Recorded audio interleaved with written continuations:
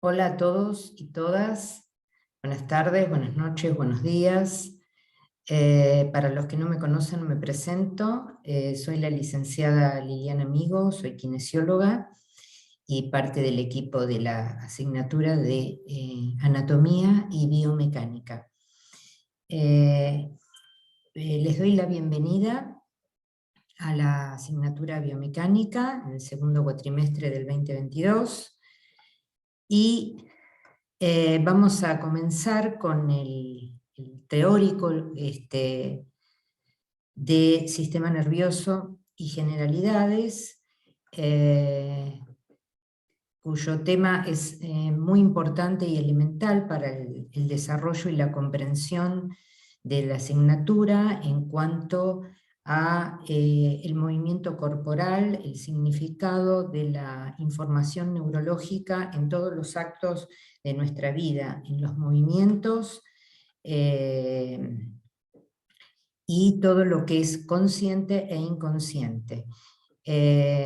Considero que es una parte fundamental porque es una manera de comprender de qué forma vamos armando los esquemas de movimiento en nuestro sistema nervioso y de qué forma también los podemos ir modificando, ¿no? Siempre orientado al profesorado y al ámbito de la educación física.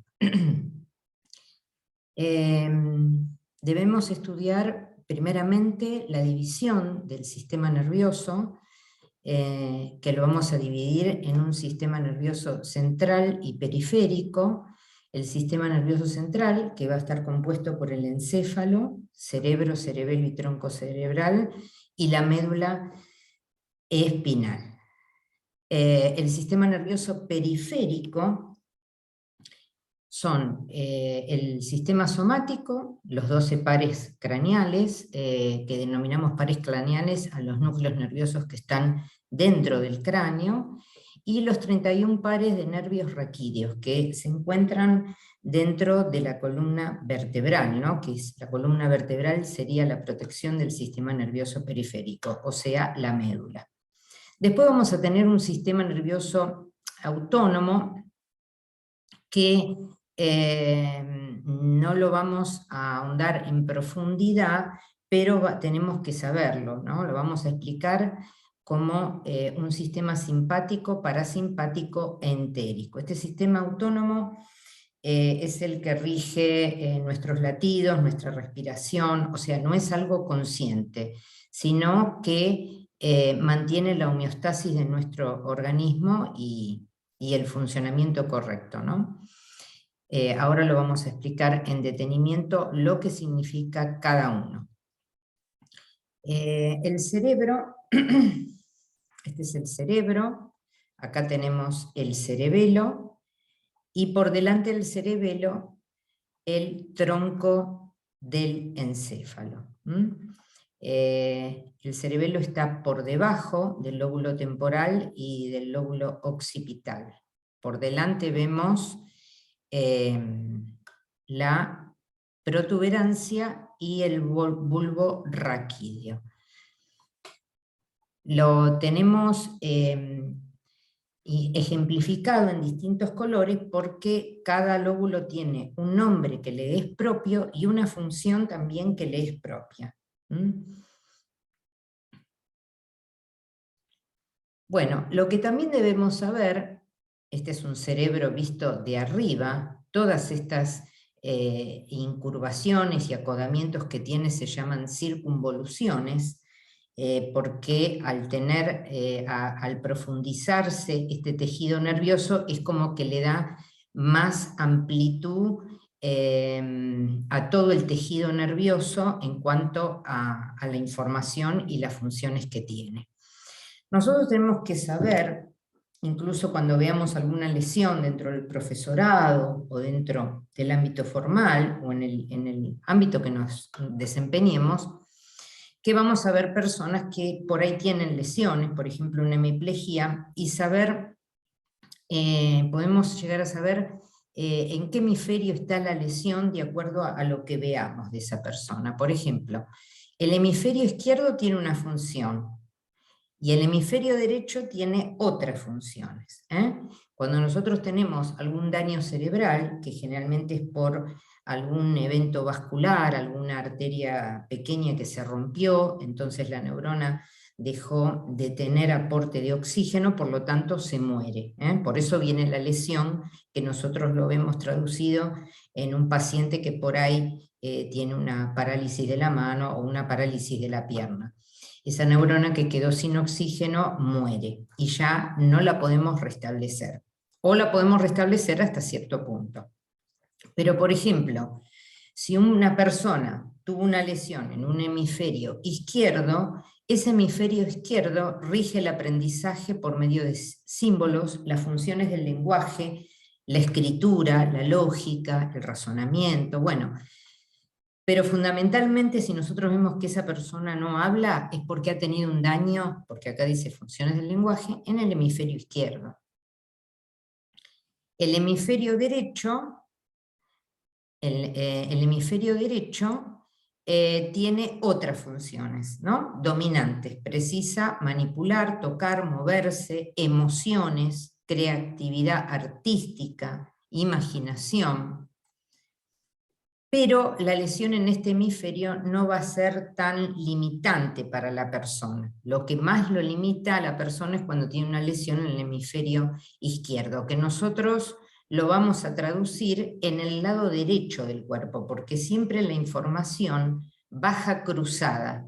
Hay vías que están formadas por axones que llevan y traen información, pero a nivel del bulbo, que está a la altura del cuello, ahí se cruza la información. Por lo tanto, si yo tengo una lesión en el hemisferio izquierdo, la mitad de mi cuerpo derecho se va a ver afectada, más allá de las funciones del habla y la escritura, ¿no? Como dice acá.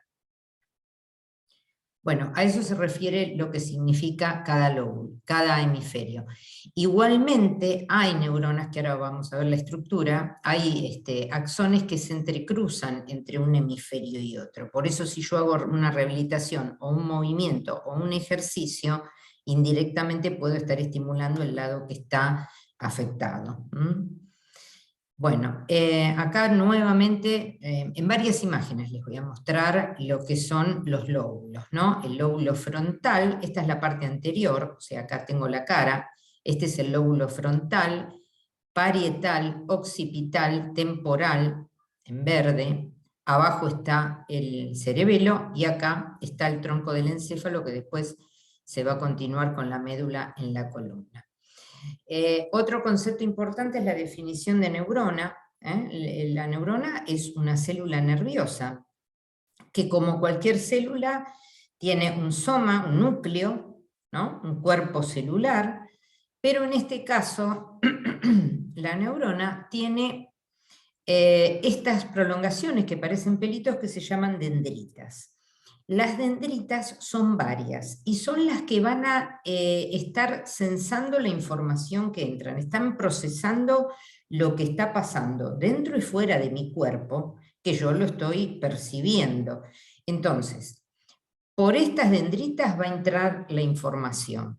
Se procesa en el núcleo la información que ingresa, y por esta neurita única y larga, llamada axón, que tiene estas terminaciones de fibras nerviosas, voy a estar transmitiendo el impulso.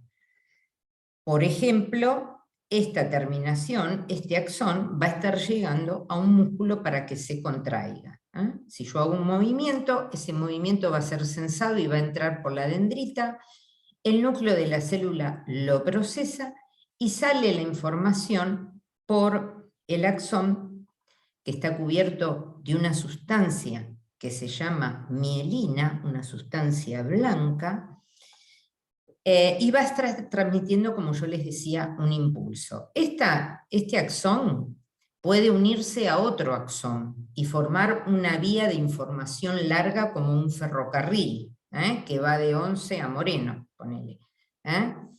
Va a formar un carril largo de información. O puede ir directamente a un órgano, como ser el páncreas, y informarle que tiene que fabricar insulina, o va a ir a un músculo para informarle que se tiene que contraer para moverse, para flexionar la rodilla, por ejemplo.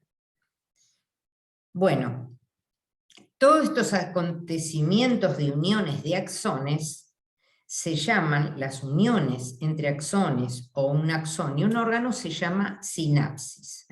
Se ponen en contacto y ese espacio entre un axón y otro, donde se produce un intercambio de sustancias químicas, neurotransmisores, iones, todo ese espacio se llama espacio sináptico. Entonces ahí, para que puedan hacer unión unos con otros, necesitamos, como si yo les dijera, un pegamento. En este caso son uniones, como bien dice acá, químicas y eléctricas. Son sinapsis químicas las que llevan un neurotransmisor. Entonces, ese neurotransmisor es eliminado por esta parte del axón, ese neurotransmisor es liberado al espacio y permite este neurotransmisor que la célula del órgano, la membrana celular, se abra y entre y provoque un efecto. Y en el caso de un músculo provoque la contracción. También esas neuronas, bueno, justamente se comunican eléctricamente, porque las membranas celulares, no sé si ustedes se acuerdan de biología o lo habrán visto alguna vez en biología, hay canales que tienen las membranas, la bomba de sodio-potasio, todo eso, eso hace que entre sodio para que se produzca la contracción muscular. Todos estos eventos pasan en este espacio de sinapsis, espacio sináptico.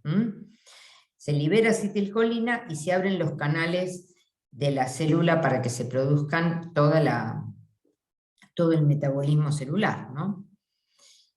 Bueno, y la neuroglía. La neuroglía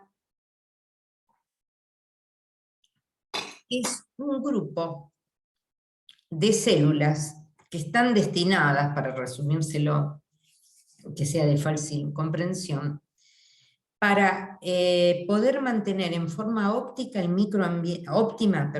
microambiente de la neurona.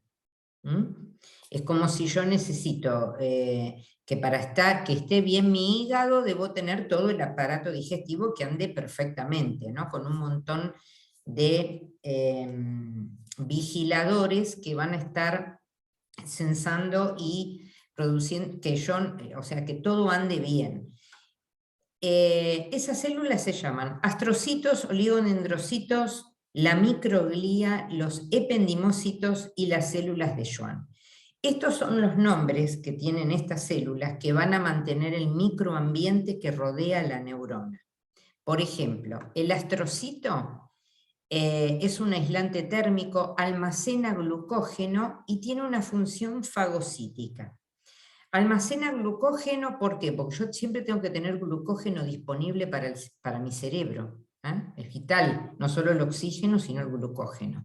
Y fagocítica quiere decir que va comiendo, fagocita, va comiendo todos los elementos tóxicos que pueden dañar a la neurona. Por eso le digo que son vigiladores de la neurona.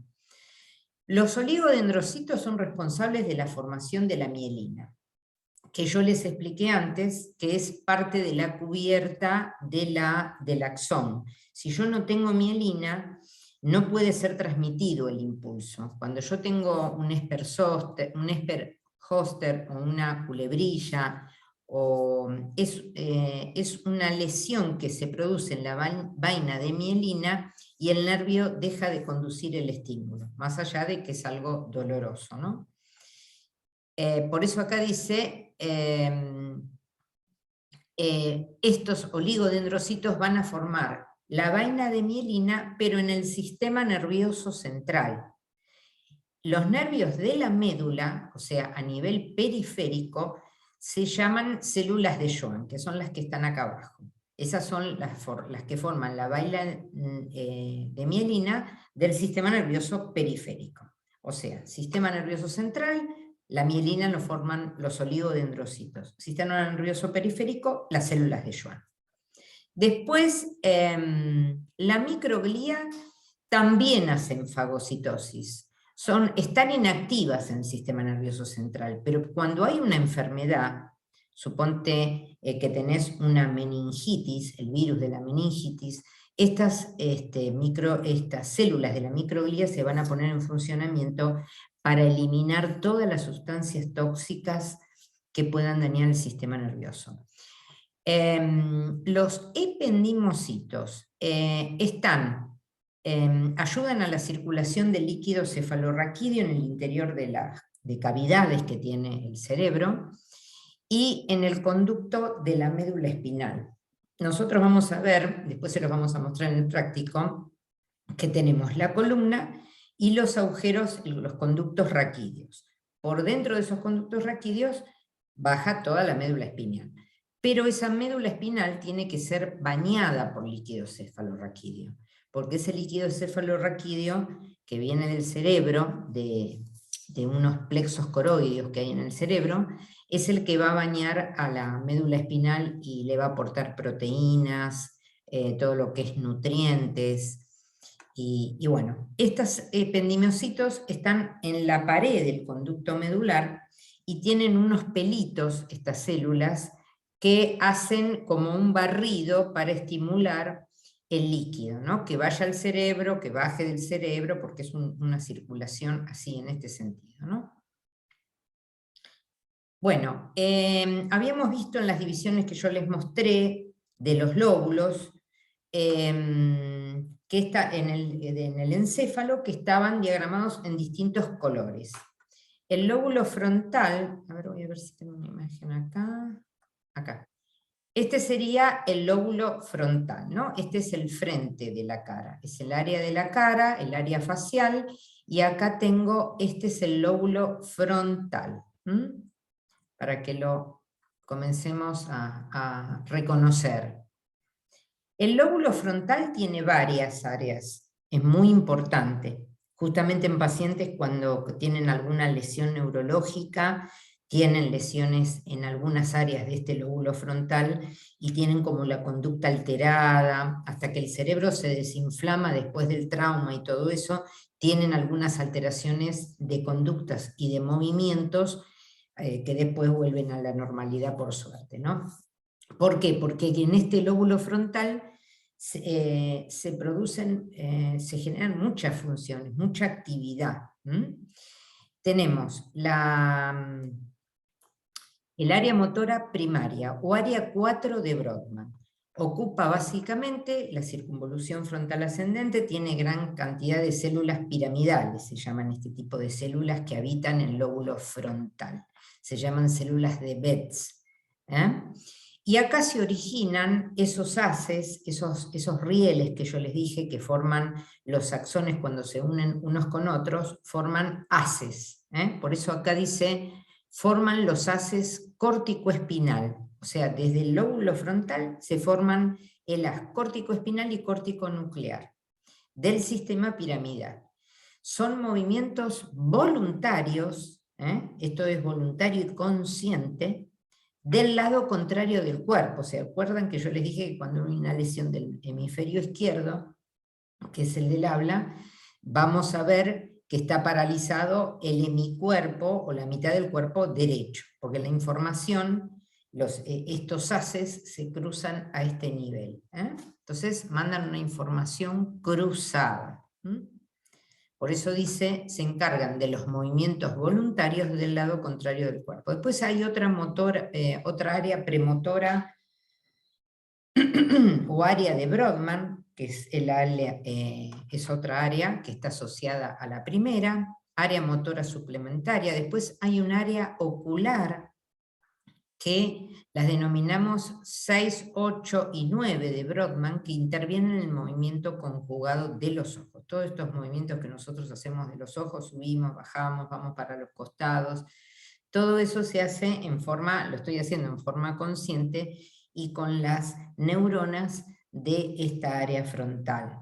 Ustedes dirán, ¿por qué Brodmann? Brodmann, porque fue un científico que se dedicó al estudio de todas las áreas del cerebro, les puso nombre y números, y en honor a él se le puso Brodmann, ¿no? Se los voy a mostrar después en otra imagen.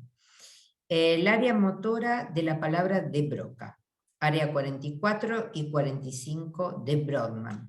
Esta es otra área que está en la parte frontal y es la que yo les decía que se afecta, la de la palabra, porque son axones que van a ir a los músculos motores del habla. Hay músculos que son de la fonación, que se ven afectados cuando hay una lesión. Y todas esas neuronas que rigen la motricidad de la fonación están en el área de Broca, área 44 y 45. Y después tenemos estas áreas 9, 10, 11 y 12 que regulan la personalidad, sentimientos, iniciativa y juicio del individuo. Por eso les decía que cuando hay una lesión, hemiplegia, trauma cráneoencefálico, como puede pasar en un accidente, ¿no? De moto o de auto, lo que sea, al principio el individuo está descontrolado, no reconoce y pierde el juicio, pierde el juicio, puede ser agresivo. Bueno, todo esto sucede hasta que vuelve a la normalidad cuando se desinflama el cerebro, porque se afectan justamente estas áreas. El lóbulo parietal está por detrás, a ver, vamos a mostrarlo. El lóbulo parietal está por detrás. Todo esto de azul y esta parte de acá, que yo les estoy mostrando, este es el lóbulo parietal. Inclusive los dos huesos que están arriba de ese lóbulo se llaman hueso parietal. Bueno, el lóbulo parietal tiene las áreas 3, 1 y 2 de Brodmann. Ocupan la circunvolución parietal ascendente, reciben fibras que provienen del tálamo, o sea que recoge la mayor parte de la información sensitiva del lado contrario.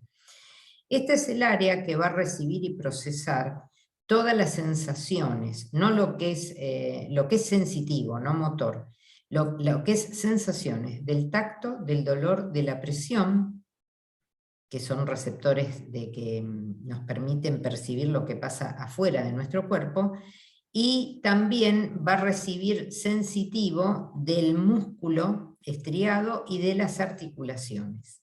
Va a haber una información sensitiva que ahora les voy a explicar por dónde entra. Sube toda esa información por la médula espinal y cuando llega al diencéfalo, que es una parte que está debajo de estos lóbulos, hay un núcleo que se llama tálamo, como se lo subrayo acá, tálamo. A ver si lo podemos ver, tálamo. Ese tálamo es el que va a procesar toda la información que está viniendo de la periferia.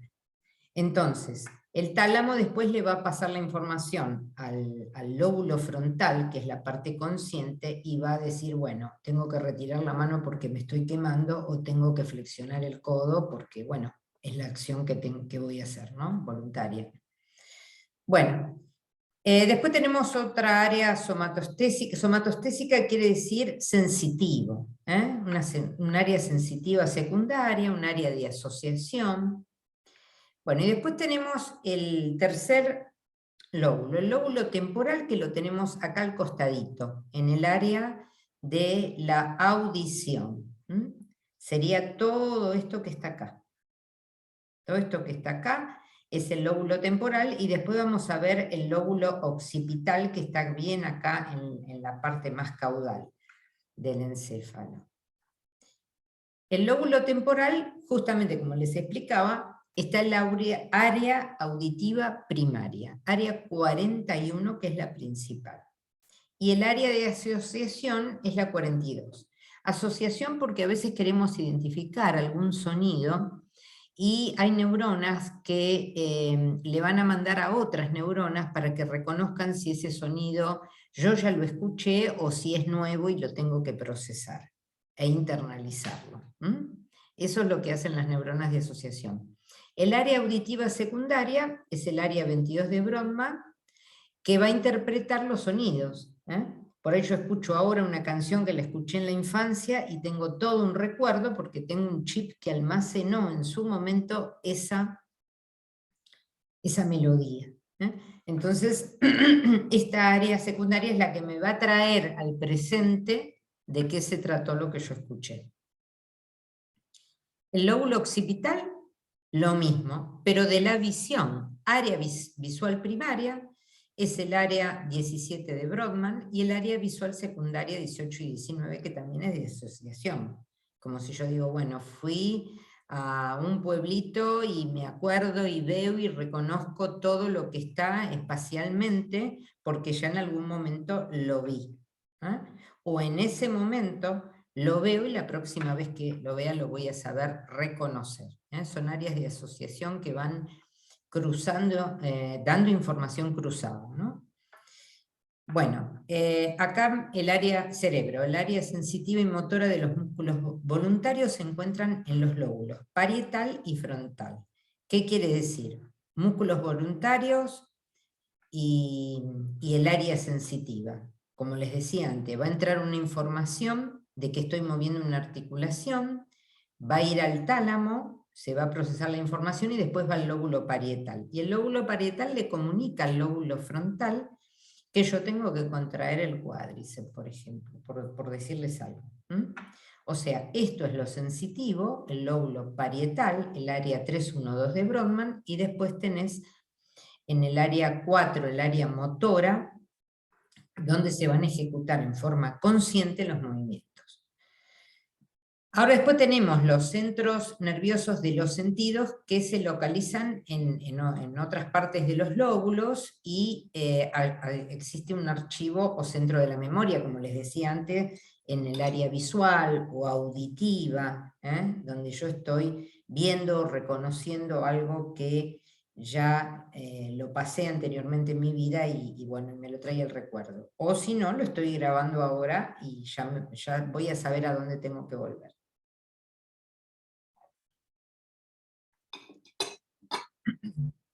Bueno,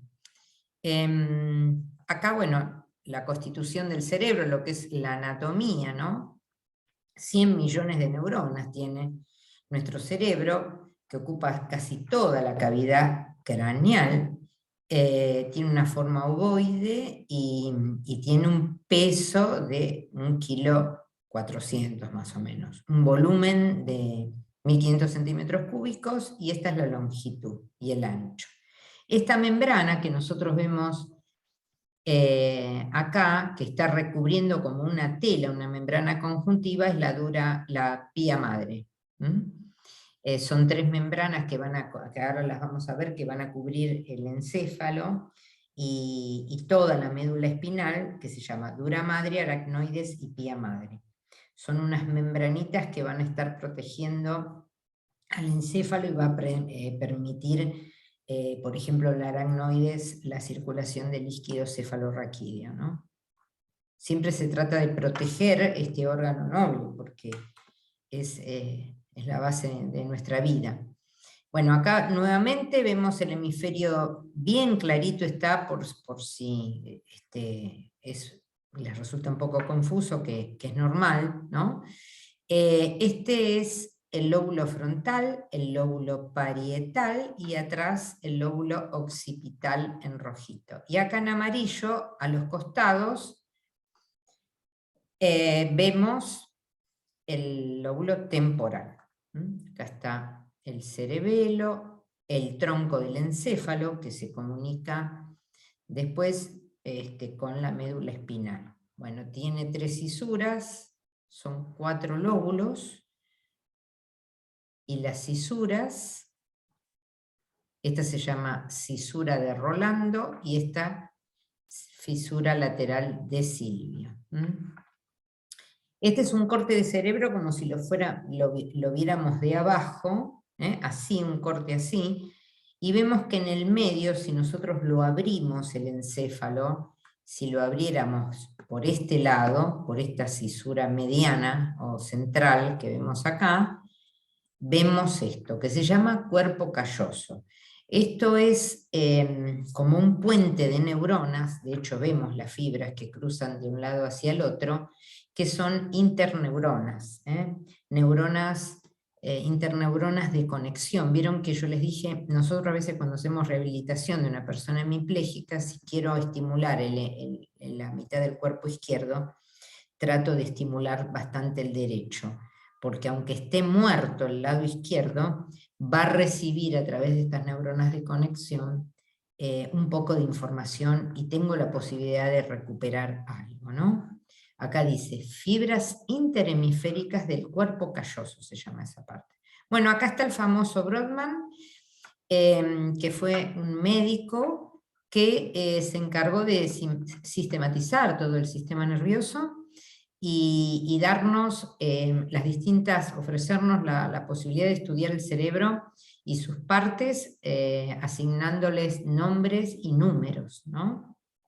Cada área tiene su número, su función, ¿ven? Son un montón. Esto, los que son, bueno, neurólogos o médicos, lo estudian bastante, ¿no? Obviamente. A nosotros nos va a servir para ver, ahora después yo les voy a mostrar en otro dibujito, la representación que tienen las partes de nuestro cuerpo acá, en el encéfalo, ¿no? Es muy interesante. Bueno, acá nuevamente ven los colores, esta es el área frontal, este es el área parietal, occipital, 17, 18, 19 de la visión. Estas son las áreas también de la audición, también hay un área de la palabra, pero la parte sensitiva. Acá 45 y 44 es el área de Broca, ¿no? De la palabra articulada y consciente. Y bueno, todas estas áreas son de la conciencia, del sentimiento, de la conducta, del juicio. Y toda esta parte, el área 4 fundamentalmente, es el área motora, ¿no? La que de ahí me van a salir neuronas para que a través de un trayecto, de una vía, llegue al músculo, por ejemplo, para hacérselos así sencillo. Y estas 6 y 8 son de asociación, ¿no? O sea, 6 y 8 lo que me está marcando es un patrón de movimiento que yo tengo, como si yo hago un gesto de tenis, ¿no? Hago un servicio. Y lo hago siempre de la misma forma. Pero yo tengo que rehabilitar ese hombro de otra manera porque ya tuvo muchas lesiones con ese gesto motor. Necesito que tenga otro gesto motor. Entonces, acá estaba almacenada la información del movimiento que yo hacía antes. Entonces ahora tengo que hacer sucesivos ejercicios, progresiones y prácticas para que entre a esta área y a estas áreas le dé otra información distinta. O sea que ya hay patrones que están grabados, chicos, en nuestro cerebro de cómo hacemos los movimientos. Nosotros tenemos almacenado el cerebelo, por ejemplo, que es una estructura del sistema nervioso que coordina, hace coordinación de la postura y de los movimientos, pero es inconsciente. O sea, yo cuando manejo un auto, hago en forma ya automática los cambios, el manejo de los pedales, no tengo que pensar que voy a hacer todo ese movimiento. Entonces ya hay movimientos que los tenemos automatizados. Bueno, acá otra vez la representación, área prefrontal, premotora, motora, premotora, motora. Acá vamos a tener la parte sensitiva del lóbulo parietal. Y acá tenemos el área auditiva, acá tenemos el área de Broca. Y toda la parte de la visión la tenemos acá en el lóbulo occipital. Bueno, acá lo mismo, algo de que ya les hablé, ¿no? La estructura del sistema nervioso que tenemos áreas sensoriales primarias y secundarias, que está en el lóbulo parietal, como les decía antes, áreas de asociación, que las tenemos no solo dentro de los lóbulos, sino también de hemisferio a hemisferio, que hablamos antes del cuerpo calloso, ¿no? De esa estructura que hacía de puente entre un hemisferio y otro. Y después tenemos áreas motoras primarias y secundarias. Bueno, los ganglios basales, este nombre grábenselo bien, esto es un corte transversal del cerebro, como si yo lo viera de abajo. Y todas estas estructuras coloreadas los llamamos núcleos basales o núcleos de la base o ganglios basales. Cada uno tiene una función. El control de la postura, el control del movimiento, integración del movimiento y automatización del movimiento, o sea que controlan todos los movimientos voluntarios, se relaciona con el aprendizaje motor también, coordinan movimientos oculares, el movimiento de los ojos, y orientan al cuerpo también en el espacio. Esas son las funciones de los ganglios basales. Los ganglios basales, dentro del sistema nervioso, están, vaya la redundancia, agrupados en un sistema que se llama diencéfalo. Diencéfalo. El diencéfalo está, como marca acá la estructura, son dos mitades, está situado entre los hemisferios cerebrales y el tronco del encéfalo. Acá está el tronco del encéfalo. Este es el cerebelo, este es el cerebro y este es el diencéfalo. De acá, desde esta posición y con estos núcleos, va a estar controlando y regulando todos los movimientos, secreción de hormonas, movimientos oculares, lo que es vestibular, la posición, y a través de él pasan la mayoría de las fibras que se dirigen hacia la corteza cerebral. El diencéfalo como sistema entonces cuenta con estos núcleos que tienen nombre propio, que a su vez son núcleos de neuronas, todas neuronas que se juntan y forman, por ejemplo, el tálamo, todas neuronas que se juntan y forman el hipotálamo, el subtálamo y el epitálamo.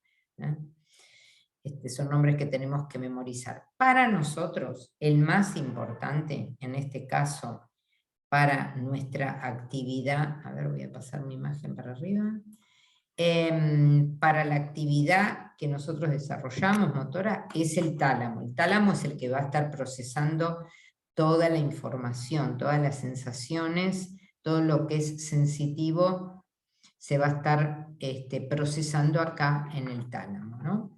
Es una, como dice acá el concepto, es una gran masa de sustancia gris a cada lado del tercer ventrículo.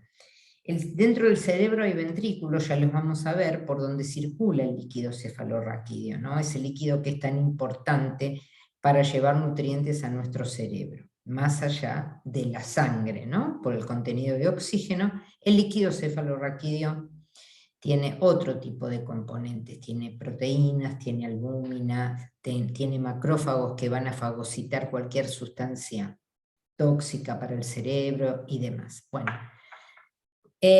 los núcleos del tálamo son el relevo obligatorio de toda la vía sensitiva, consciente, sensorial, excepto la vía olfatoria, lo que les decía recién. Así el tálamo integra la información y le transmite acá a la corteza cerebral según el estímulo que reciba. También integra las vías de las funciones viscerales y somáticas. El hipotálamo, otra estructura del diencéfalo, que pertenece al diencéfalo. Se sitúa por encima de la hipófisis. Acá chiquitita en rosa vemos la hipófisis y acá vemos el hipotálamo. Pero fíjense ustedes la cantidad de funciones y la cantidad ¿cómo se llama? De funciones justamente que regula el hipotálamo. Aumenta el hipotálamo, tenemos un hipotálamo posterior y otro anterior. El posterior aumenta la presión arterial, dilata las pupilas, produce escalofríos, segrega corticotrofina, estimula la función gastrointestinal, regula la sensación del hambre, la sed y la saciedad.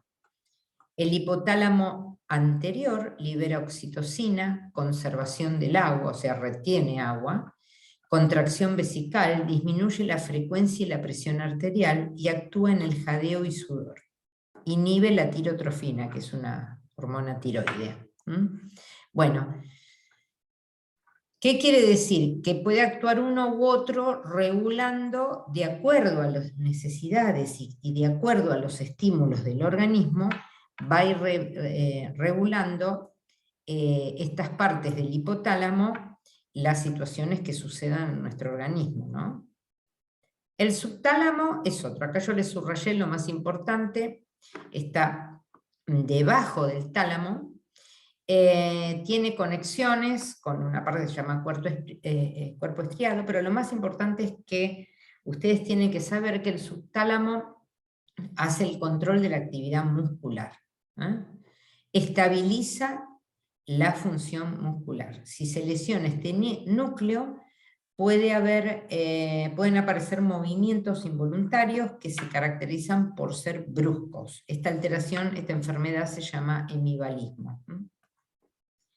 Y por último vamos a ver al epitálamo, que se encuentra por encima del tálamo, y está formado por el núcleo de la vénula y la glándula pineal. Por ahí la glándula pineal les resulte más familiar, pero bueno, vamos a hablar del núcleo de la vénula, que modula la secreción de ciertas hormonas, como la serotonina, la norepinefrina y la dopamina, interviniendo en la sensación del placer y la cognición. Cognición quiere decir conducta. La glándula pineal es otra, que forma parte del epitálamo, ¿no? La glándula pineal se ve estimulada por la oscuridad. Entonces produce melatonina en el cuerpo cuando es de noche. Esta producción de melatonina, que es natural, vieron que se venden productos que tienen melatonina para inducir al sueño, nosotros naturalmente lo producimos si nuestro organismo funciona bien y si la glándula funciona bien. La glándula pineal puede ser también que tenga un tumor, entonces no esté funcionando bien. Entonces, cuando llega la noche, como les decía, se produce la melatonina que va a inducir al sueño.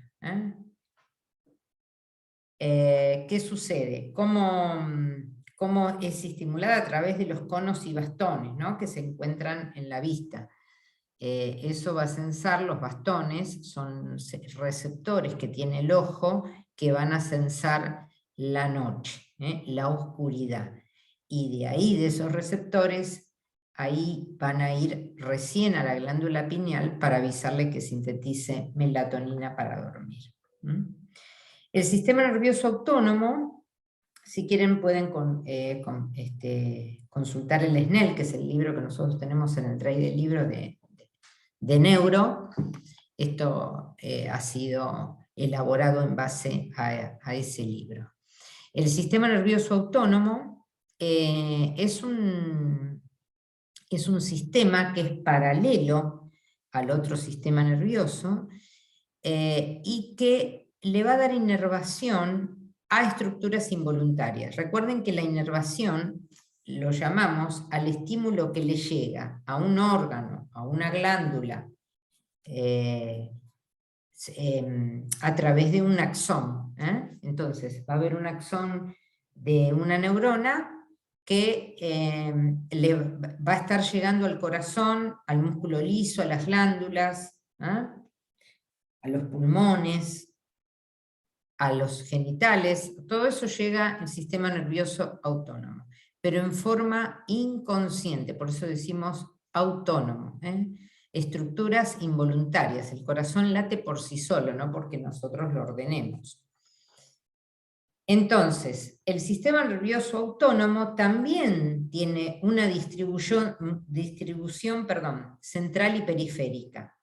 ¿Por qué? Porque lo dividimos en simpático, que abarca, es una cadena de ganglios que está pegadita a la columna, que es un sistema toracolumbar, se llama, esos son ganglios nerviosos simpáticos, toracolumbar, y parasimpático, que es la otra división, que está en el cráneo y que está en el sacro.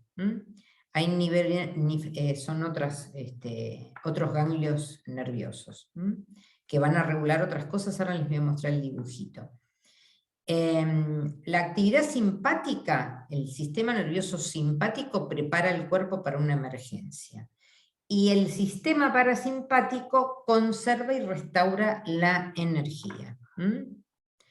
Acá lo vemos perfectamente. Fíjense, hay una división del sistema nervioso parasimpático con estas funciones. El sistema parasimpático decimos que es cráneo, porque está cerca del cráneo, a través de estos dos ganglios, y estos dos ganglios acá abajo, sacro. Es cráneo sacro. El sistema simpático es tóraco-lumbar, o sea que va de toda la región torácica a la parte lumbar. Es como una cadena de ganglios, como si fuera un rosario, que va a estar a la salida, estar conectado a la salida de las raíces nerviosas acá. Y de ahí va a ir al órgano. Por ejemplo, en este caso el parasimpático reduce el latido cardíaco, contrae los bronquios, estimula la actividad digestiva, estimula la vesícula, y de este lado el simpático dilata las pupilas, relaja los bronquios, acelera el impulso cardíaco, por eso dice que nos prepara para la emergencia, porque estamos con mucho estrés, entonces acelera el impulso cardíaco, estimula la liberación de glucosa, la secreción de adrenalina. Bueno, estas son todas funciones que se llaman vegetativas, no son conscientes, son funciones que mantiene este sistema, la homeostasis de todo nuestro organismo. Bueno, el cerebelo vamos a estudiarlo, pero no en profundidad, pero sí es necesario tener en cuenta algunos conceptos. Es un órgano, como les decía, que está por debajo del lóbulo occipital. Se encarga de la coordinación del equilibrio, la postura y el movimiento. Recibe la información aferente respecto al movimiento voluntario desde la corteza cerebral y desde los músculos y los tendones y las articulaciones. También recibe información del equilibrio desde el nervio vestibular, o sea, desde el oído va a recibir también, hay axones que llegan al cerebelo, y desde la visión también. Es una masa de tejido nervioso que se encarga de regular, de mantener la postura y el equilibrio, pero no es algo consciente. Eso es lo que quiero que les quede en claro. Bueno, el cerebelo, vamos a ver la sistematización. Forma un verdadero sistema de control de la actividad muscular involuntaria. No crea funciones motoras, no crea patrones motores como el área 4 de Brodmann en el lóbulo frontal. Ahí sí se crean patrones de movimiento.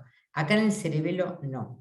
No crea ninguna función motora, solo regula los movimientos que se originan en el sistema piramidal. El cerebelo no se conecta con las motoneuronas de la médula, sino que influye a través de la corteza y del tronco del encéfalo. Coordina la actividad muscular, voluntaria y refleja, porque tiene un centro integrador, y compara permanente la información que sale y que entra de los músculos, ¿no? para que se produzca un movimiento eficaz y eficiente y preciso. Así el cerebelo permite que los movimientos se hagan con precisión y economía de esfuerzo. Bueno, esta es la estructura, consta de dos grandes hemisferios y entre ellos un estrecho vermis, se llama esto, vermis del cerebelo. Tiene un lóbulo anterior, que es esto, esta parte roja que está acá, un lóbulo flóculo nodular, se llama el azul, un lóbulo medio. Este es el lóbulo posterior. Cada lóbulo tiene también una función, como sucede con el cerebro, ¿no? El lóbulo anterior, este es el nombre, no es necesario que lo sepan, pertenece al paleocerebelo y regula el tono muscular. El lóbulo posterior tiene un núcleo dentado, forma parte del neocerebelo y la función es control de los movimientos asociados a movimientos voluntarios. Y este lóbulo, que es el flóculo nodular, tiene el núcleo del techo, que forma parte del arquicerebelo y se encarga del equilibrio. Bueno, acá está todo, las divisiones, esto no es necesario que lo sepan. Tiene 3 pedúnculos que le llegan, ahora se los voy a mostrar, que le llegan desde el tronco del encéfalo, para informarle de lo que está pasando y que pueda coordinar el cerebelo. Este es el tronco del encéfalo, ¿no? Acá está el bulbo, la protuberancia y el mesencéfalo. Acá está el pedúnculo superior, medio e inferior. Son 3 pedúnculos que acá no se ven, pero son como 3 puentes que van a salir del tronco del encéfalo hacia el cerebelo para justamente intercambiar esa información regulatoria. Bueno, esta es una parte frontal del tronco del encéfalo.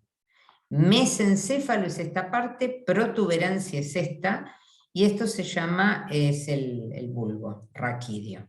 Todas estas raíces que ven acá, ¿ven? Todos estos como cablecitos que están saliendo, se llaman núcleos motores de los pares craneanos. Son núcleos motores de los pares craneanos. Cada uno tiene una función diferente. Ahora lo vamos a ver. Bueno, este es un corte así sagital. Esto es visto desde abajo. Este es el lóbulo frontal. Este es el lóbulo temporal, acá a los costados, el tronco del encéfalo. Acá tenemos el cerebelo. Bueno, vamos a empezar con el tema de las meninges. Vieron que yo antes les nombré que el cerebro estaba cubierto y protegido por una membrana fibrosa de tejido conectivo que recubre toda la médula espinal, la cola de caballo, el filum terminale, el inicio de las raíces de los nervios raquídeos, y cubre todo el encéfalo. Son 3 capas, la más externa, la que está pegada, vamos a decir, al cráneo, y de la médula la capa más externa, es la dura madre. Después tenemos la aracnoides, que es un espacio que está lleno de líquido cefalorraquídeo, se sitúa entre la pía madre que está por debajo y la dura madre que está por arriba, y forma un espacio que está relleno que se llama espacio subaracnoideo con líquido cefalorraquídeo. En la aracnoides hay unas vellosidades, unos pelitos, como les contaba yo en el conducto del epéndimo de la médula, que tiene pelitos. Todos los órganos o estructuras que tengan ese tipo de vellosidades sirven para transportar estructuras o para que circule mejor ciertos líquidos. Por ejemplo, vamos a tener vellosidades en el aparato respiratorio para eliminar la mucosidad, vamos a tener vellosidades en las trompas de los ovarios a las trompas para transportar los óvulos, vamos a tener vellosidades en todos lados. De hecho, hay una enfermedad que afecta esas vellosidades, esas cilias se llaman, para el transporte de cosas. En este caso, en la aracnoide tenemos vellosidades que, más allá de ayudar a transportar el líquido cefalorraquídeo, absorben ese líquido, que después va a ir al torrente sanguíneo, después se conecta con el líquido sanguíneo. Ese líquido cefalorraquídeo se produce en unos plexos coroideos que hay en el interior de las cavidades del cerebro, hay cavidades con líquido aparte en el cerebro, que se llaman ventrículos laterales, tercero y cuarto. Bueno, ahí tiene unos plexos que son también como unas arborizaciones que producen este líquido. y después ese líquido vuelca todo, ese líquido es volcado al torrente sanguíneo, ¿no? Además de la eliminación de los productos de desechos producidos por la actividad neuronal, el líquido cefalorraquídeo proporciona un medio líquido en el que flota el cerebro.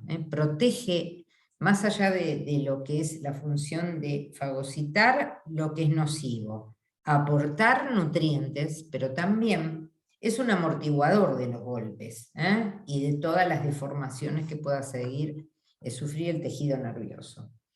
Bueno, la pía madre. La pía madre es una membrana vascular que recubre la médula espinal, se encuentra engrosada a cada lado de las raíces nerviosas que les mostré antes, para formar un ligamento que se llama dentado, que permite la fijación de la médula espinal a la columna, ¿no?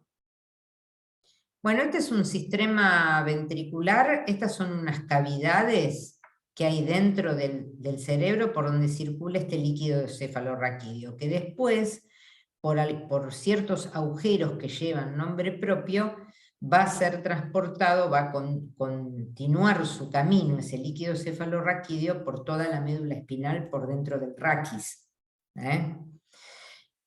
Acá tiene la definición exacta, ¿no? Dice, los ventrículos son 4 cavidades llenas de líquido cefalorraquídeo que están dentro del cerebro. Los ventrículos son 2 ventrículos laterales, el tercer ventrículo, que se comunica con los ventrículos laterales por el agujero de Monro, el tercer ventrículo está conectado con el cuarto por el acueducto de Silvio, y bueno, son nombres de orificios de comunicación entre las distintas partes de todos estos ventrículos. El cuarto ventrículo a su vez se continúa con el conducto del epéndimo, que es el que va a ir a la columna, ¿no? Y a través de 3 agujeros en su parte superior con el espacio subaracnoideo. El conducto ependimario en la médula espinal tiene una dilatación en su extremo inferior que se llama ventrículo terminal. Bueno, después hay 2 barreras dentro del sistema nervioso que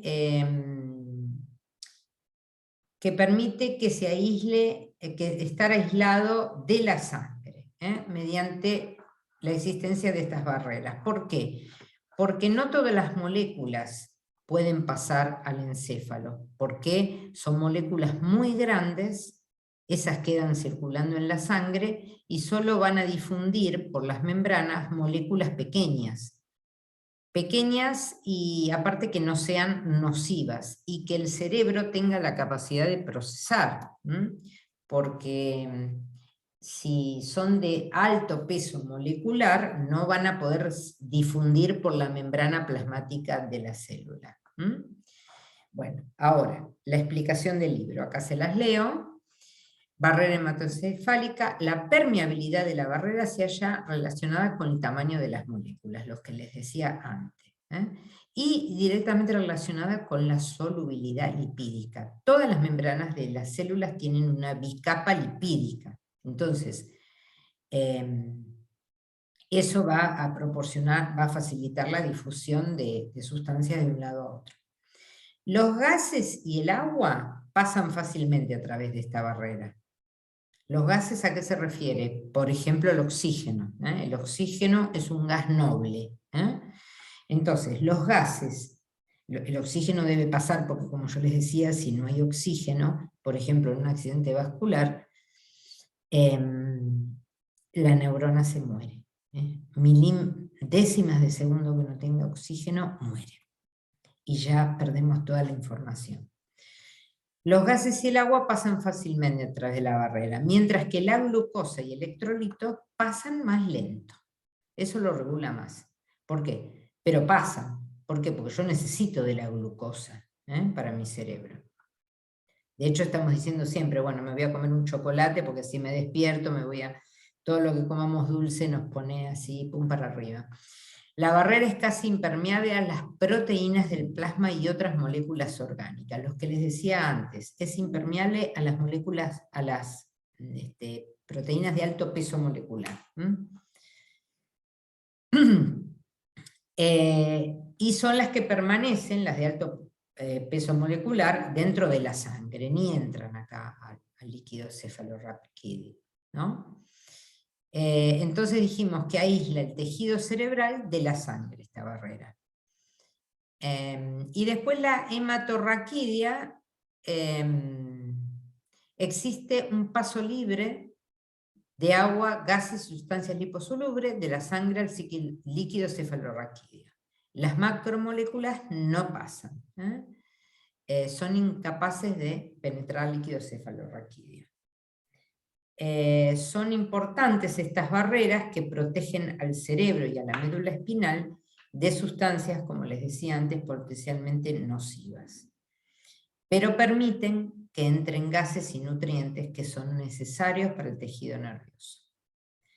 Bueno, la estructura, ahora vamos a ver la médula espinal, que es la continuación del bulbo. Habíamos dicho que terminaba el tronco del encéfalo, era mesencéfalo, protuberancia y bulbo. Cuando sale del agujero occipital, del foramen occipital, ella pasa a ser médula espinal, hasta L2, L1, L2, donde después se continúa solamente con raíces, que serían la cola de caballo, y después termina en un filum terminal, acá un cordón muy finito.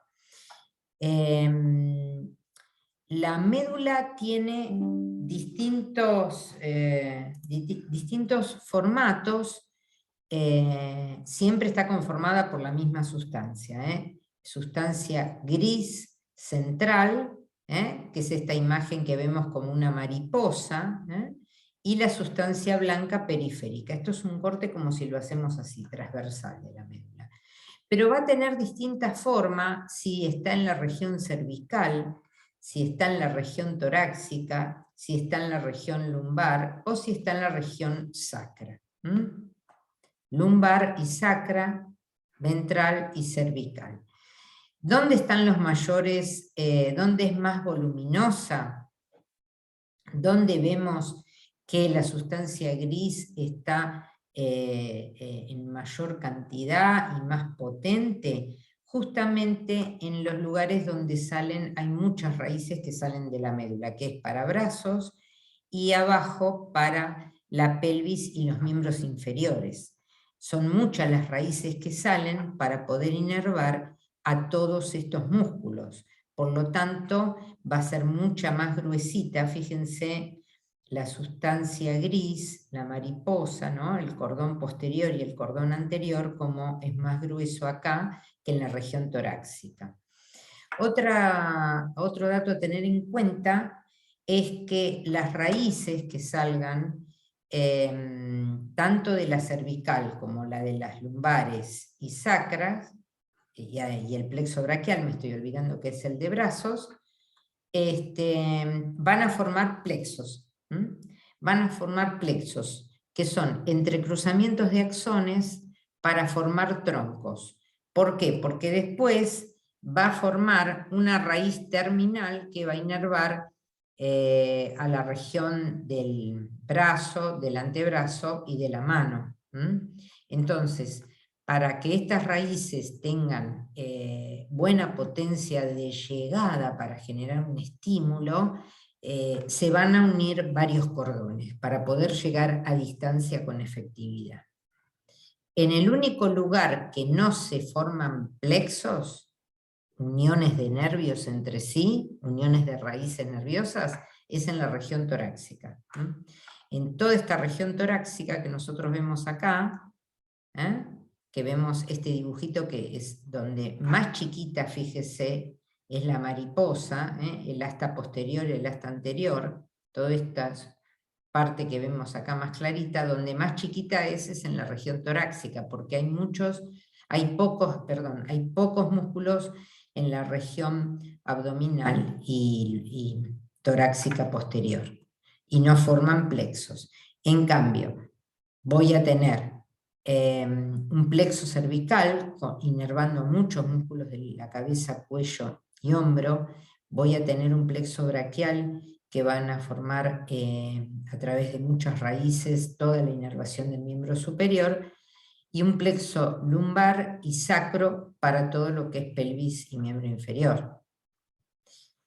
La médula espinal, bueno, está situada dentro del canal vertebral, también está rodeada por meninges, dura madre, aracnoides y pía madre.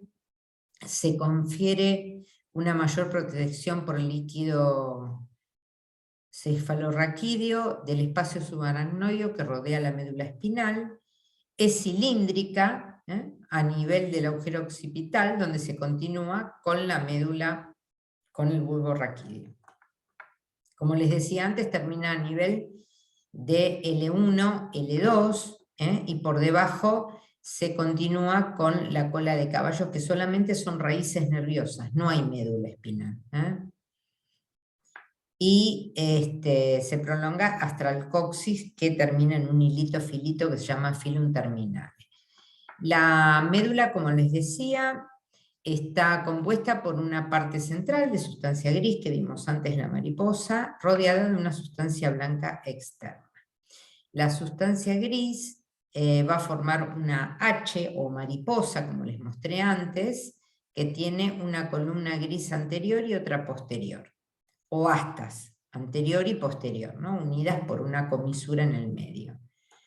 La sustancia blanca puede ser dividida en columnas blancas anterior, lateral y posterior. Bueno, y después tenemos los nervios craneales y los nervios raquídeos, que son las raíces que salen de la columna, de los agujeros de conjunción de las vértebras, que se unen un pedículo con otro. Ahí forma un orificio o agujero de conjunción, por ahí salen las raíces. Y por ahí salen los nervios raquídeos. Y en el cráneo tenemos los nervios craneales, que como quien bien acá dice, hay 12 pares de nervios craneales que salen del encéfalo. Y esos nervios, esos craneales que salen del tronco del encéfalo, ya se los mostré antes, yo que les dije, este es el mesencéfalo, protuberancia y bulbo. De ahí, esos cablecitos que yo les mostré que salían de esas estructuras, son los nervios craneales, que son 12 pares. Ahora después, de bulbo para abajo, hay 31 pares de nervios raquídeos, que salen de la médula espinal. Son 8 cervicales, 12 torácicos, esto se los voy a marcar así, ahora lo vemos bien. 8 cervicales, 12 torácicos, 5 lumbares, 5 sacros y 1 coxigio. Hay 8 nervios cervicales y solo 7 vértebras, y que hay un nervio coxigio y 4 vértebras coxigias. Cada nervio raquídeo está conectado con la médula espinal por una raíz anterior y posterior. La raíz anterior son las fibras que transportan los impulsos nerviosos lejos del sistema nervioso. Y después tenemos las fibras eferentes, que son las que traen información, como les decía antes, de las articulaciones, de los músculos, de la piel o de los órganos, ¿no? Y eso era procesado en los centros superiores, como el tálamo y la corteza parietal, para brindar una respuesta. Bueno, acá tenemos lo que les explicaba antes. Esta es la médula espinal, este es el conducto raquídeo, o sea, el agujero raquídeo de la vértebra, ¿no? Y acá, por los agujeros de conjunción que se forman entre una vértebra y otra, es por donde salen estas raíces. Estas raíces llevan y traen información desde el encéfalo. Acá tenemos la médula espinal. Esto es la sustancia gris central, y esto son los cordones laterales, que son sustancia blanca, porque son los axones con mielina de la médula. La sustancia central es gris porque son los núcleos, el soma de la célula, el soma de la neurona. Bueno, entonces, la raíz es esta, ¿no? Tenemos una raíz raquídea posterior, que es la que va a traer la información sensitiva, ya sea de las sensaciones del exterior, calor o temperatura o presión, o las sensaciones del interior de nuestro cuerpo, las articulaciones o el estiramiento de un músculo o del ligamento. Entra la información por el asta posterior de la médula y se cruza la información. Se cruza la información hacia esta parte blanca, hacia este cordón lateral blanco, y asciende hasta el sistema nervioso central, hasta el tálamo, y ahí la corteza parietal procesa toda la información. Pasa a la corteza motora y baja por el haz córtico-espinal, por esta raíz, que es la raíz, por esta raíz, el asta posterior de la médula, ¿no? El asta anterior de la médula. El axón baja hasta acá y sale por este nervio que vemos acá, por esta raíz, a dar estímulo al músculo. O sea que es todo un circuito que entra por el asta posterior de la médula y sale por el asta anterior de la médula en un movimiento consciente y voluntario. Acá tenemos la parte terminal de la médula espinal. Fíjese que a esta altura está lumbar 2 y después ya solamente son raíces, que esto se llama cola de caballo. Y este hilito finito que termina acá en el coxis se llama filum terminale. Acá está ejemplificado también. Ven que la médula termina en L1. Cuando hay que dar una inyección peridural o inyectar algo en la columna, se va por debajo de la médula espinal. Se da a la altura de L2 la inyección para no lesionar justamente esta parte. Porque esta parte de médula va a llegar solamente hasta lumbar 1. De lumbar 1 para abajo solamente van a ser raíces. Bueno, esta es la distribución de los pares craneales. Este es el tronco del encéfalo. Acá se ejemplifica nuevamente cómo entra la información. Este es un corte de la médula. Este es el asta posterior de la médula, donde se van a recibir las transferencias sensoriales desde los músculos. Cruza la información, a ver cómo lo puedo, si está acá, no. Bueno, cruza la información,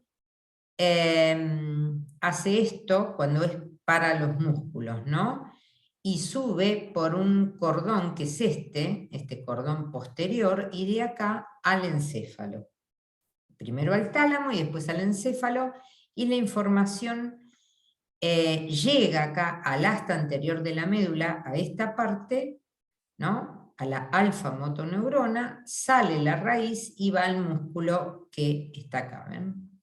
Acá abajo está ejemplificado el músculo. Acá están las fibras musculares también, para provocar una contracción, en este caso la flexión de codo. Bueno, acá lo mismo, la corteza premotora, la corteza motora, y cómo el cerebelo y los ganglios basales en forma consciente y el cerebelo en forma inconsciente van a estar regulando la postura, los movimientos voluntarios, los esquemas de movimiento, la conducta, el movimiento conjugado de los ojos. Otra vez tenemos acá otro esquema de cerebelo, ganglios basales, cómo van a influir en la corteza motora, premotora. La información baja por el tronco del encéfalo, médula espinal, aparato locomotor. Bueno, tenemos receptores del aparato locomotor, la propiocepción a partir de los usos neuromusculares, órganos tendinosos de Golgi, que van a generar patrones motores espinales para la marcha. ¿A qué llamamos propiocepción? La propiocepción es la capacidad de percibir un estímulo, ya sea esteroceptivo o interoceptivo. Yo puedo percibir el calor, el dolor, la presión. Puedo percibir a través de los receptores articulares y musculares, como son el uso neuromuscular y el órgano tendinoso de Golgi, un estiramiento, y ahí esa percepción se llama propiocepción. Es un circuito neuronal, un circuito una vía de axones que están sensando le están informando permanentemente al sistema nervioso central de lo que pasa en nuestro cuerpo y en el exterior de nuestro cuerpo. Entonces tenemos una sustancia blanca periférica y una sustancia gris central. Acá tiene otro color, pero se le dice así, sustancia gris central y sustancia blanca periférica. Esto se llama cordón posterior. Por acá suben los estímulos que vienen de los músculos y las articulaciones. El cordón lateral, que es la vía de la termoalgesia, sensa temperatura, dolor y calor, frío, calor y dolor. Y el cordón anterior, que es la vía táctil protopática, que va a sensar la presión. Bueno, esto es un cuadrito con todos los receptores, como les decía antes, los que responden a estímulos originados fuera del organismo, como dolor, tacto, calor y frío, tienen nombre y apellido. Corpúsculos de Ruffini, corpúsculos de Golgi, y están ubicados, fíjense, en piel. Ahora ya, si vamos más a lo profundo, tenemos que hablar de propioceptores. Cuando hablamos de superficial, piel, sensibilidad, hablamos de exteroceptores. Cuando hablamos de la información de la posición y de la velocidad de la articulación, estamos hablando de los receptores más internos, músculo y articulaciones. Y tienen este nombre: uso neuromuscular en el músculo, órgano tendinoso de Golgi en el tendón, terminaciones nerviosas, los receptores de Golgi, bueno, después esto los leemos. Y los interoceptores, que están relacionados a las arterias, y los plexos entéricos, que son plexos nerviosos que van a estar distribuidos entre las vísceras. Acá la sensación, distensión e irritación visceral. Bueno, después tenemos las vías, tractos descendentes de la médula espinal. Tenemos la vía córtico-espinal, que viene desde la corteza, que tiene estaciones de relevo esa vía. La neurona de primer orden, que está la neurona de segundo orden, y la neurona de tercer orden se llama.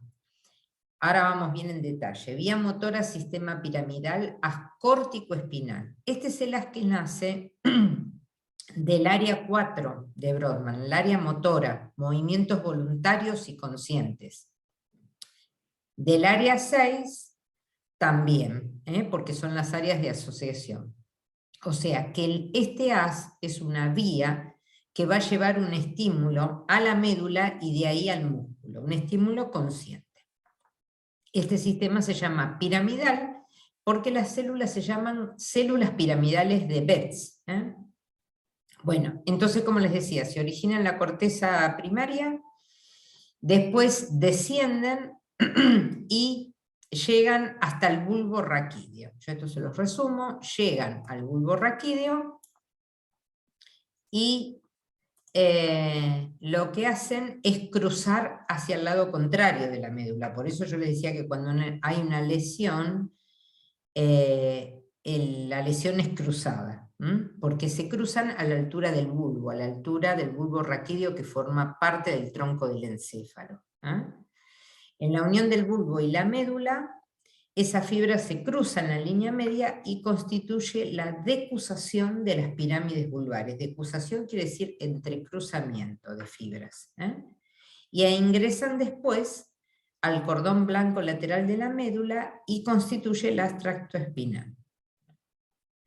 De ahí van ambos tractos, van hasta el asta gris anterior de todos los segmentos de la médula.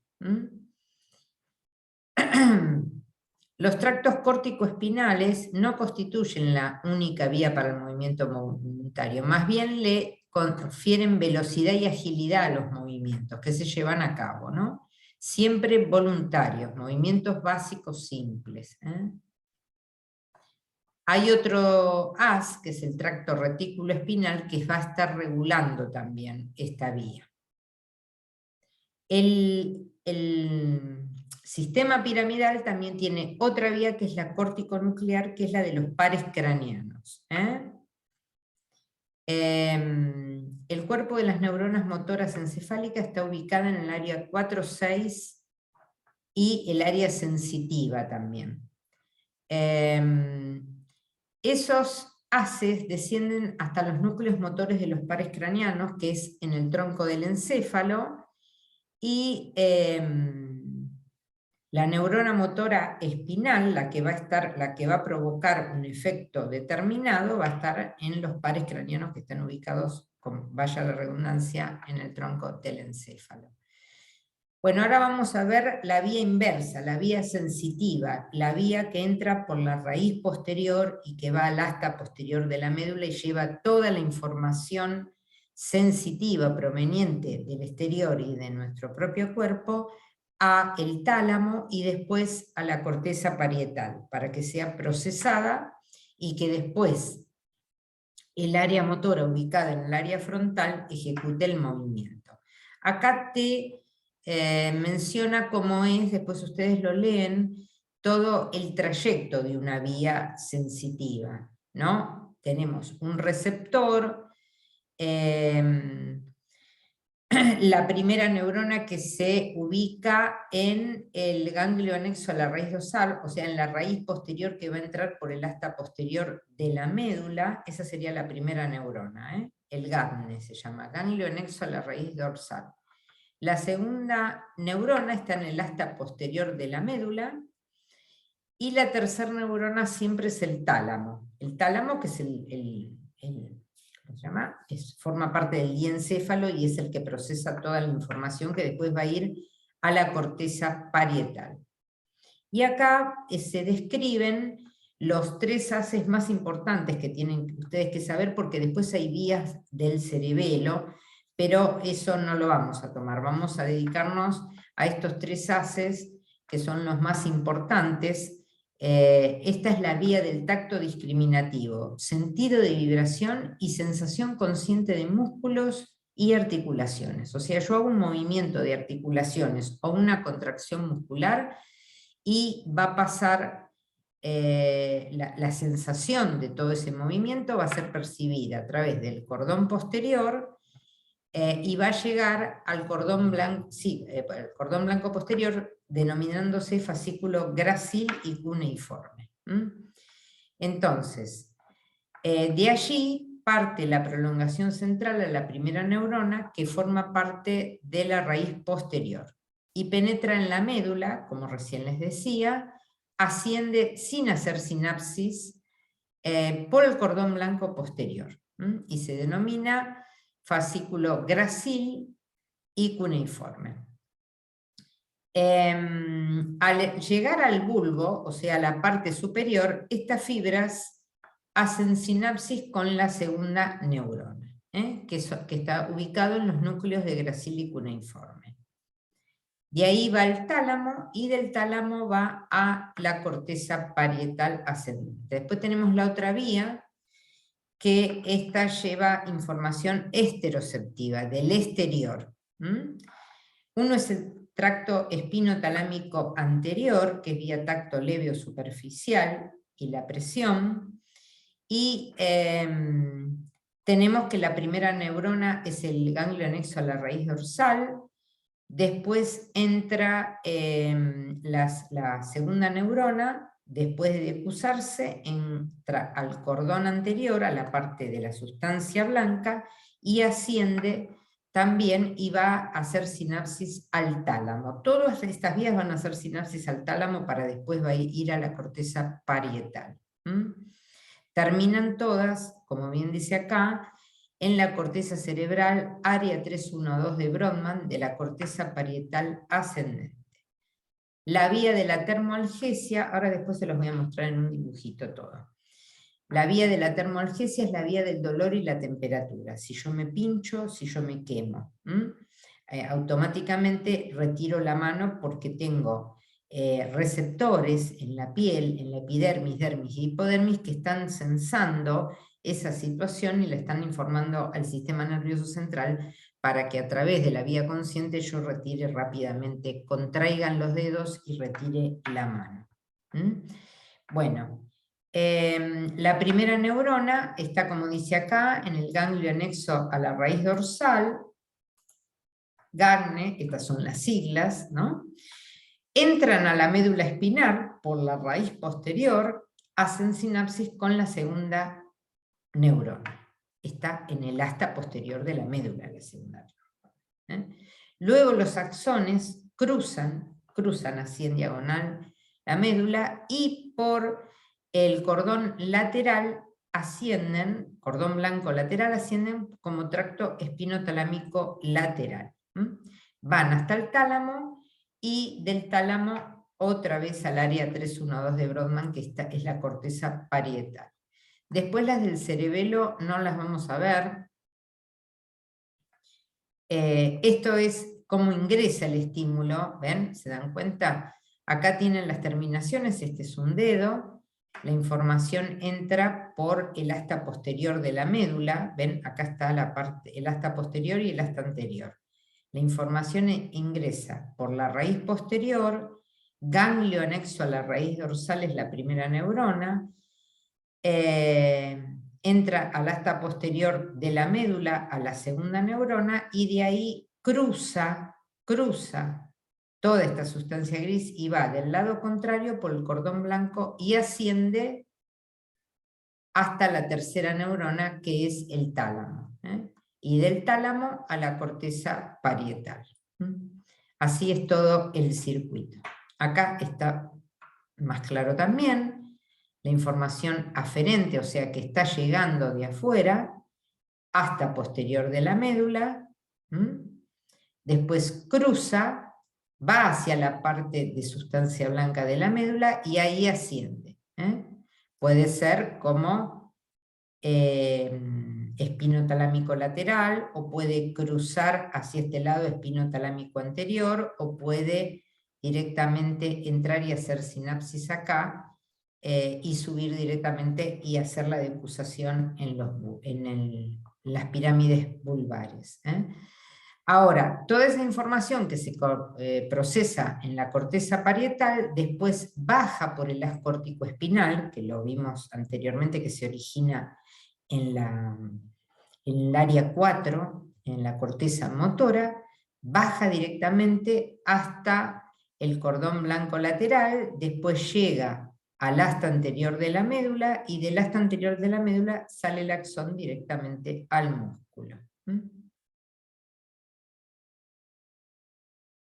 Termoalgesia, bueno, estos son conceptos para que ustedes después lo lean, que yo más o menos ya se los expliqué.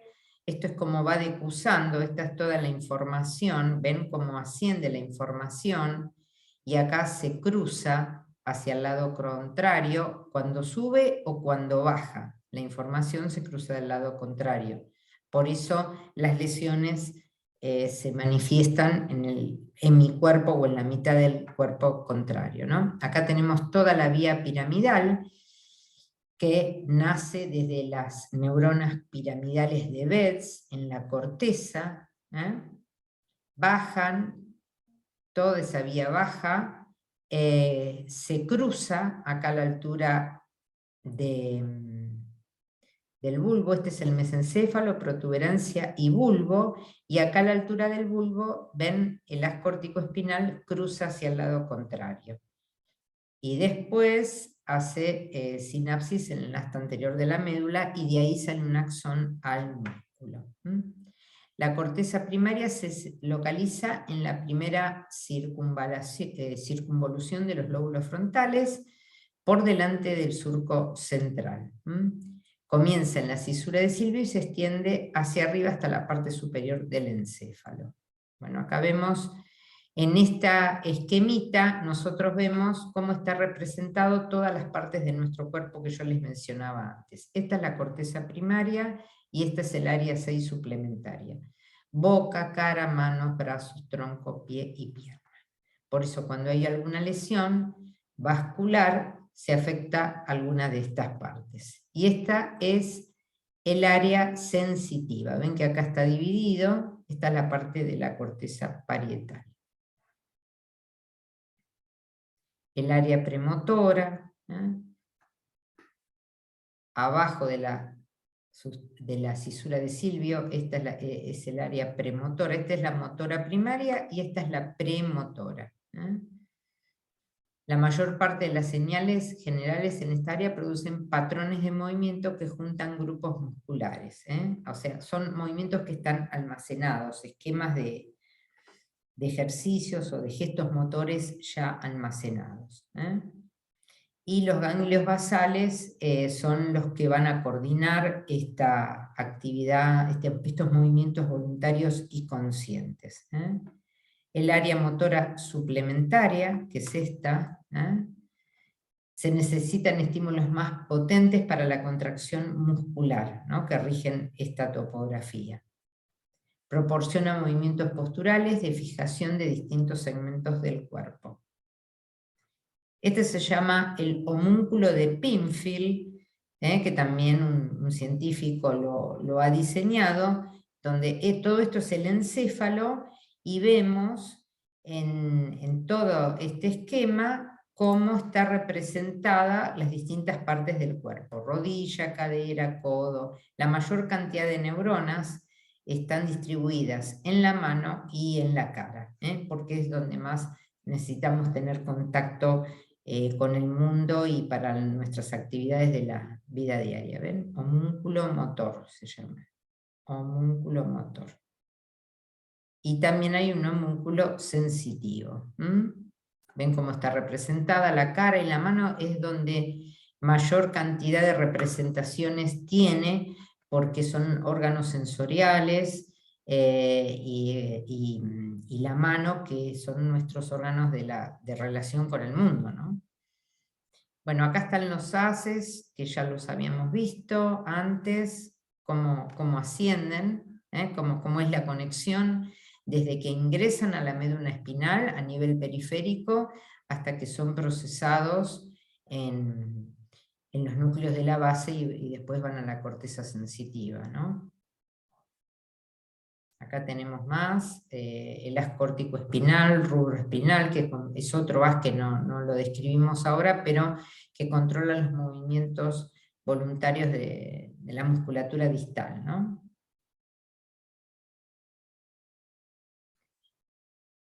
Estos son todos los tractos, ¿ven?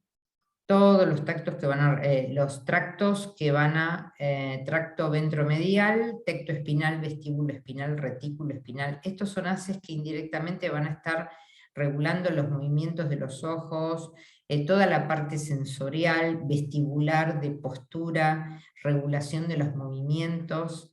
Acá, como bien dice, el tecto espinal dirige cabeza y los ojos hacia un objetivo, y la estabilidad de la cabeza está regulada por el haz vestíbulo espinal.